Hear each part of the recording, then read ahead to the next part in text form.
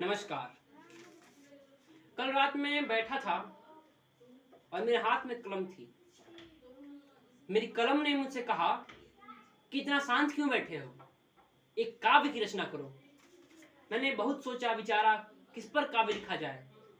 कठिन कठिन मेरे दिमाग में विचार आए।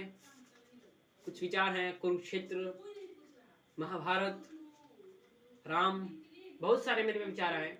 मैंने कहा कि इन काव्यों को लिखने में बहुत समय लगेगा, मुझे जल्द एक काव्य को लिखना है।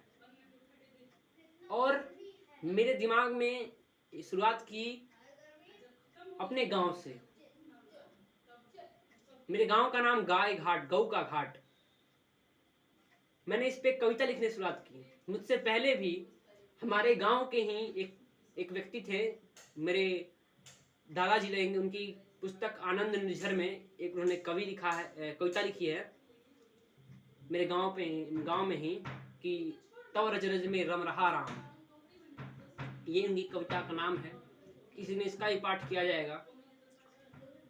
अब हम इस कविता को शुरुआत करते हैं। इस कविता का नाम है ऋषियों का देश। ऋषियों का देश।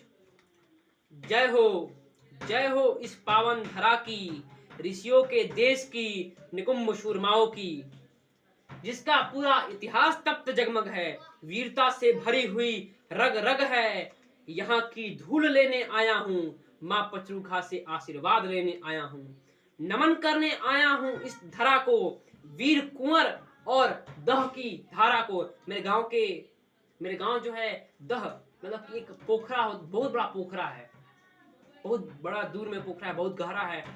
ये इसमें पानी इकट्ठे होती है पूरे गांव की। ये एक दह है, पानी सैलाब का, जन का पानी का।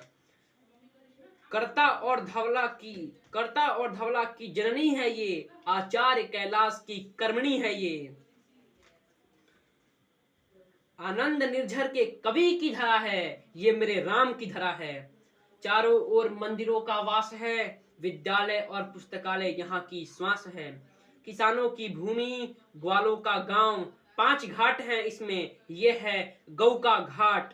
तुला ब्रह्म की भूमि है, सतियों की भूमि है। खेत खलिहानों को, निकुंभ शूरमाओं को, कवि आचार्यों को, मंदिर और सती स्थानों को अंतिम प्रणाम कर लेता हूँ। यहाँ की धूल को सिर पे लगाए लेता हूँ। इस छोटे से काव्य को लिखने में मुझे बहुत ही सोच विचार करना पड़ा। कृपया आप इसे बहुत लाइक और शेयर करें। धन्यवाद।